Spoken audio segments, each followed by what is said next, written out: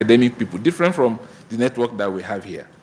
And we have continued to support that. We hope we'll continue to support that organization. We also have what we call the African Youth Panel, which essentially is helping us to hear from young people in the margins in 10 African countries.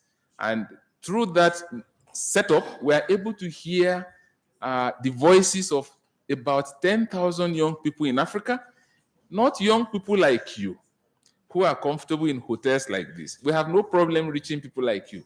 But young people who are truck pushers, young people who are refugees, young people who dropped out after 1 year in secondary school, and young people who are just out of prison and have nowhere to go, we call them young people in hard places.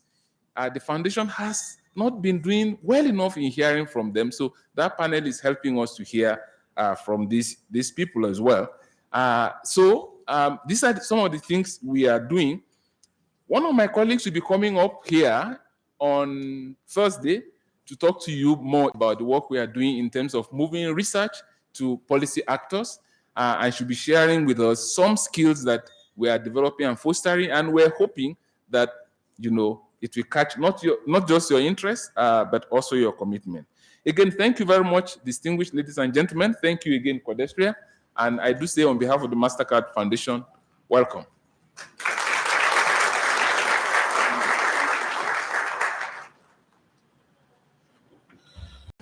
Thank you very much, Ayo, for that intervention, which gives you a sense of where the journey around the fellowship to which you qualified to join started. I will not attempt to repeat many of the things that you have captured. I just want to make several points as part of the welcome that I would like to extend to all of you from Codesria, but also in the process introduce to you a number of people among us who I think are relevant and important for your engagement both this week and next week. So we are gathered here for the purpose of getting familiar with each other. The induction workshop is in fact designed as an opportunity to engage each other, know each other, and leave this place with a sense that we know the collective journey that we want to undertake as the first cohort of AFRIAK fellows. It must strike all of us why the MasterCard Foundation and Codesria, rather than just sending you a letter to say you have qualified to be a part of a fellowship and then negotiate with you the terms through a contract, it must strike you why we have to bring you all the way to Kigali for you to meet each other, to meet Codesria, to meet the foundation. And the logic here is very simple, at least from the way I understand it from Codesria. That yes, indeed, this is an opportunity for you to present your ideas, either as an individual or as a group, to the rest of the team, and to get some feedback and have a sense of which areas you want to continue pursuing, which areas you want to tweak a little bit, and which areas you need to abandon as you begin the long journey of realizing the objective for which you apply to this fellowship. That is an important part of why we are. But there is an even more important part of why we are here that perhaps never gets mentioned. And it is that we want to create a community of people who are interested on issues relating to indigenous knowledge systems. When you are sitting in Cotonou,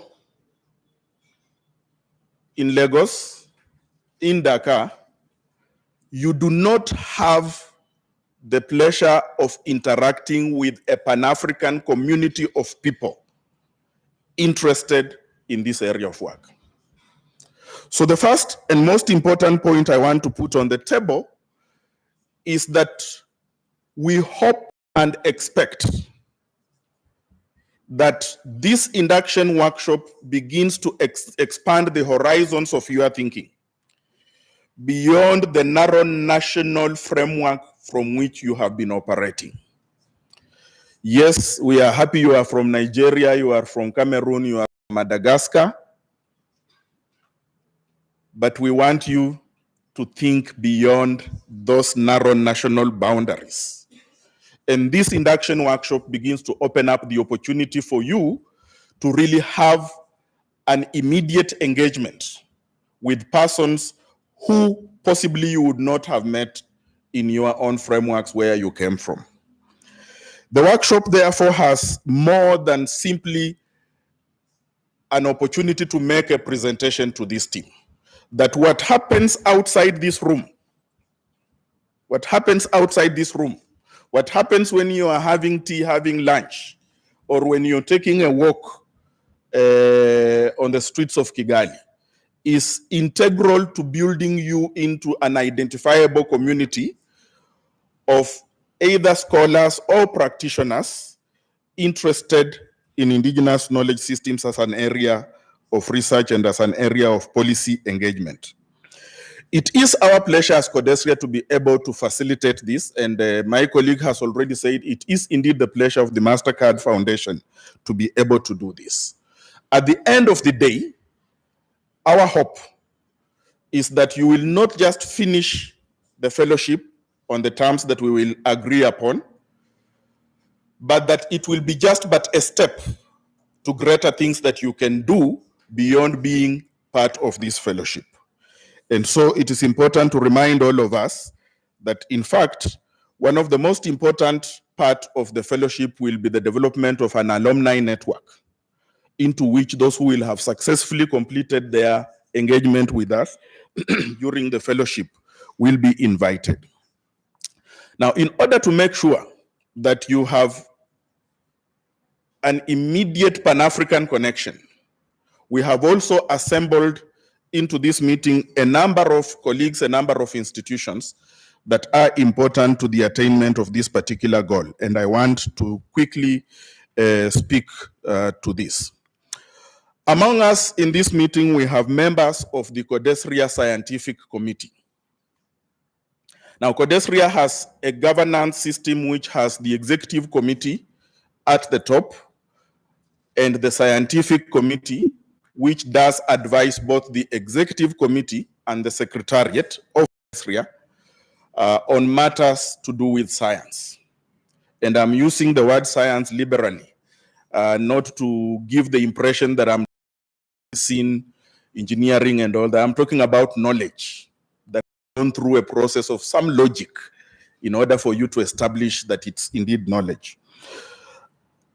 We unfortunately were unable to have the chair of the CODESRIA Scientific Committee with us because he is unwell. That is Professor Adebayo Olukoshi, who is a professor in the School of Governance at the Wits University in South Africa. But we have Dr. Marema Ture here. She's sitting right here. She's the vice chair of the CODESRIA Scientific Committee, a sociologist by training, and someone whom I want to encourage you not to leave this meeting without engaging her. Please, Dr. Marema Ture. We also have several members of the CODESRIA Scientific Committee. I'm just going to mention names, and if you can just signal where you are, I'll be very grateful. We have Nasozi Mwanga from Makerere University. I am not sure that she's in the room. She will be joining us for most of this week. We have Jean-Christophe Bangu Bazika, Professor of Economic Sciences from the Republic of Congo. Again, not yet here. We have Chikuna Sise, sitting right there. He's a professor of history from Côte d'Ivoire, University Felix Umfobwanyi. We have Kineilwe Mokesane. I am not sure that she has arrived. She teaches in the Department of Political Science at the University of Botswana. We have Giwe Potia. I am not sure she has arrived. She is coming to us from Eswatini, and she's a professor of history in the university in Eswatini. Tomorrow we will have Professor Fumi Olonishakin joining us, the Vice President and Vice Principal at King's College London, and also Professor of Security Leadership and Development at that university. I will do a more elaborate introduction when she arrives tomorrow. Those are the members of the Codesria Scientific Committee whom we expect will be with us throughout the week, and I want to encourage all of you to take advantage of their presence and engage them. They are tried and tested, so we can't get it wrong with them. And many of them actually do engage the issues of indigenous knowledge systems.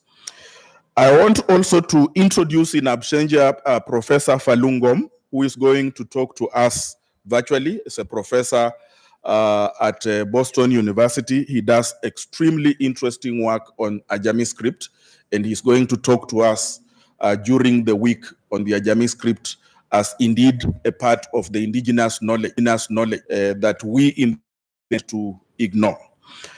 I want to then introduce several colleagues who are responsible for determining whether you qualify to join us or not.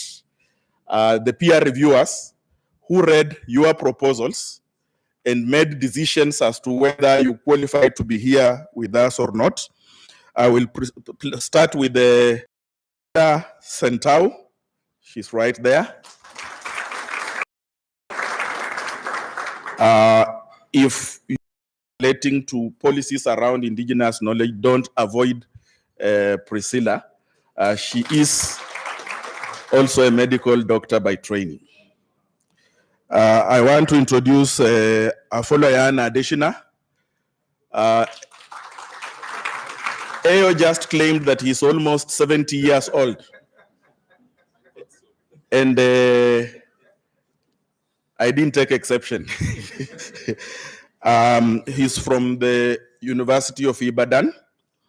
And I'm not saying that so that I can begin an inter-university clash among Nigerians. Okay? Some of you will tell me that the university in Zaria is the best university in Nigeria, and others will say Ibadan, and others will say, no, we need to go to Obafemi Awolowo. Whichever, we will put you in a room so that you can resolve that matter. Professor Simfiwe Sesanti from the University of Western Cape in the Department of Education, Language Education, and Jack Shibwabwa, right there,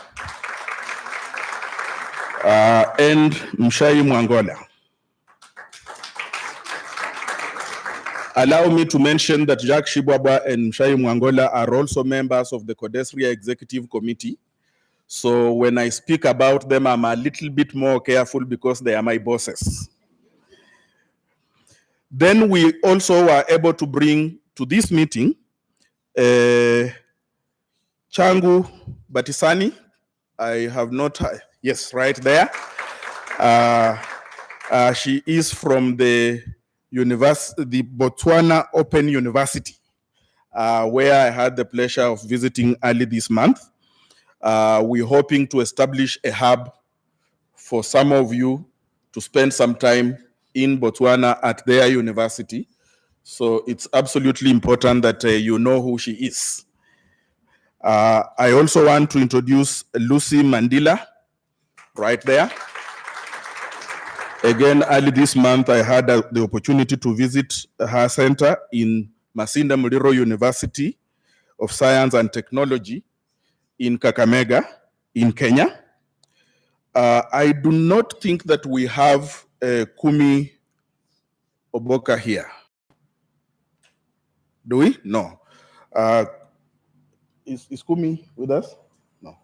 No, he's not with us. But Kumi is with the West African Science Service Center on Climate Change and